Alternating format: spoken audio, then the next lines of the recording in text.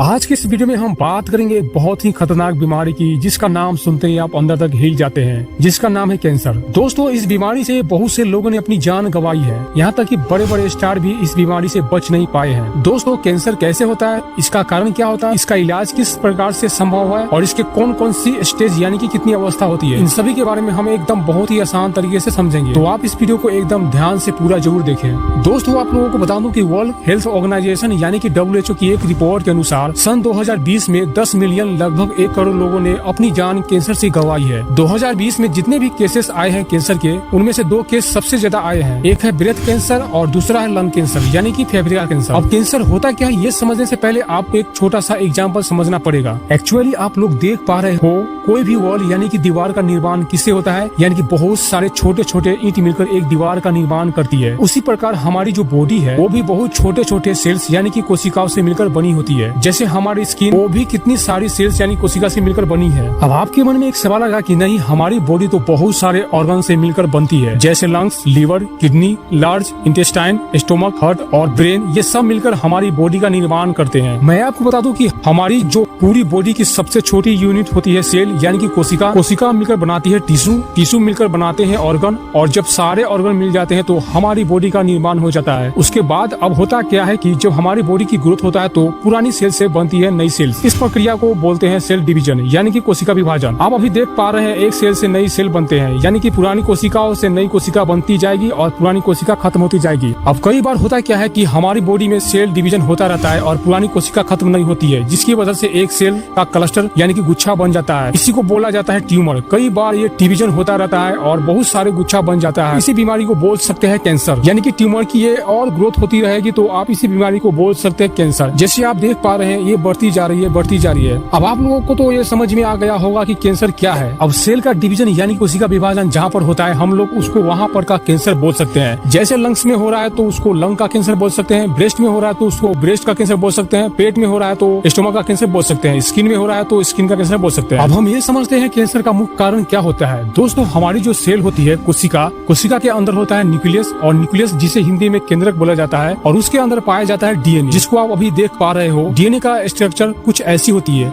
अगर इसमें कुछ चेंज आ जाए तो उसको बोलते हैं डीएनए म्यूटेशन। जैसे कि आप अभी स्क्रीन पर देख सकते हैं, ये डीएनए का नेचुरल स्ट्रक्चर है और इसमें कुछ चेंज आ जाए तो कुछ इस प्रकार का दिखाई देगा। डीएनए में चेंज होता है तो उसको हम बोलते हैं डीएनए म्यूटेशन। तो यही डीएनए म्यूटेशन ही कारण बनता है कैंसर का। अब डीएनए में चेंज होने का कारण क्या है, इसके कई कारण हो सकते हैं, जैसे सन से आने वाली खतरनाक अल्ट्रावायलेट रेडिएशन, जिससे हम लोगों को ओजोन की परत बचाती है, जो कि वायुमंडल में पाई जाती है। अब आप लोगों को बता दूं कि उसमें भी बहुत सारे छेद हो रहे हैं, जिसकी वजह से वो खतरनाक अल्ट्रावायलेट रेडिएशन हमारे शरीर तक पहुंच रहे हैं, और वो जो हमारे शरीर पर पड़ती है तो डीएनए के स्ट्रक्चर में चेंज कर देती है। एक तो ये कारण है। दूसरा और क्या कारण हो सकता है, आप लोग को तो पता है बहुत सारे लोग अलग अलग प्रकार के जो हमारी बॉडी के लिए अच्छी नहीं है उसको कंज्यूम करते हैं, जैसे तंबाकू का सेवन करते हैं। जो तंबाकू हमारी बॉडी में जाता है तो ये भी हमारी डीएनए में चेंज ला सकता है, यानी यह भी आपके डीएनए के म्यूटेशन का कारण बन सकता है। ऐसे बहुत सारे कारण हो सकते हैं डीएनए म्यूटेशन के लिए, जैसे कोई व्यक्ति प्लास्टिक खा लेता है तो भी डीएनए म्यूटेशन हो सकता है। तो दोस्तों, यह सारे कारण बनते हैं कैंसर के। अब हम ये जानते हैं कि कैंसर फैलता कैसे है। देखिए, ये कोई बॉडी है, इसमें हम मान लेते हैं कि लंग में कैंसर हो गया। अगर लंग में से कैंसर दूसरी जगह फैल जाता है तो उसे बोला जाता है मेटास्टैटिक कैंसर, और जिस प्रोसेस से कैंसर एक जगह से दूसरी जगह फैलता है उसे मेटास्टेसिस कैंसर बोला जाता है। अब आइए जानते हैं कैंसर के टाइप के बारे में। कैंसर के बहुत से टाइप होते हैं, मतलब कैंसर कहीं पर भी हो सकते हैं। तो उसी के आधार पर कैंसर के बहुत सारे टाइप है। जो बहुत ज्यादा देखे जाने वाले टाइप है वो है blood cancer, skin cancer, lung cancer और ब्रेस्ट कैंसर। अब बात करते हैं कि कैंसर को डायग्नोसिस कैसे किया जाता है, मतलब कि कैंसर को चेक कैसे किया जा सकता है कि किसी व्यक्ति को कैंसर है या नहीं। देखिए, जब भी किसी व्यक्ति को कैंसर होता है तो उसकी बॉडी में बहुत सारे चेंज आते हैं। तो नॉर्मल सी बात है, वो पहले ब्लड टेस्ट करवाता है, यूरिन टेस्ट करवाते हैं, लेकिन वो वाले रिपोर्ट में नॉर्मल नहीं आएंगे, उसमें कुछ चेंज आएंगे। वो किसी और बीमारी की वजह से भी आ सकते हैं, तो इसे आप लोगों को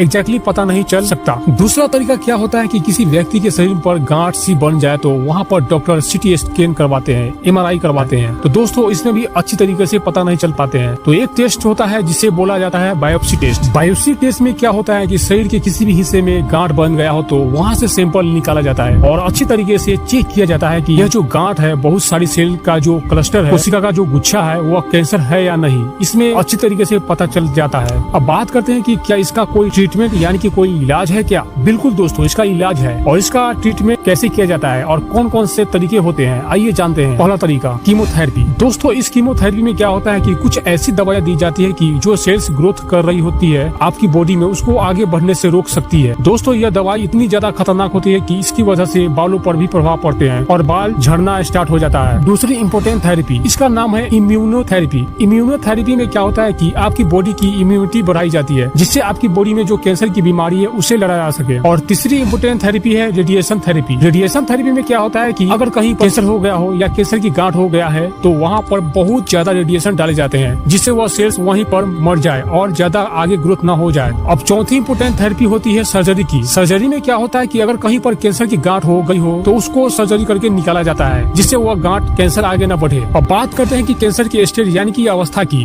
कैंसर की कितनी अवस्थाएं होती है? कैंसर की 4 अवस्थाएं होती है। पहले हम बात करते हैं पहले स्टेज की। स्टेज 1 में क्या होता है कि कैंसर बहुत छोटा होता है और वह जहाँ पर स्टार्ट हुआ वहाँ से कहीं और नहीं फैला तो उसको बोलेंगे स्टेज 1 और इसका साइज बहुत छोटा होता है। स्टेज 2, स्टेज 2 में क्या होता है कि स्टेज 1 से थोड़ा बड़ा होता है और आसपास के जो टिश्यू होते हैं उसमें भी वो फैल जाते हैं। स्टेज 3 में क्या होता है कि इसका साइज ज्यादा बढ़ जाता है और आसपास के टिश्यू में फैल गया लेकिन किसी और अंग में नहीं फैलता है। स्टेज 4 में क्या होता है कि जो कैंसर है वह और ज्यादा बढ़ जाता है और एक अंग से दूसरे अंग में फैल जाता है, जैसे स्किन में था और ब्रेस्ट में हो गया और ब्रेस्ट में से लंग में हो गया, तो इसको हम स्टेज 4 का कैंसर बोलते हैं। तो दोस्तों आई होप आप लोगों को कैंसर के बारे में अच्छी तरह से समझ में आ गया होगा। अगर आपको वीडियो समझ में आ गया होगा तो एक लाइक और शेयर जरूर करें और इसी तरह के हेल्थ से जुड़ी अमेजिंग फैक्ट वीडियो देखने के लिए हमारे चैनल को सब्सक्राइब करके बेल आइकन प्रेस करना बिल्कुल न भूलें।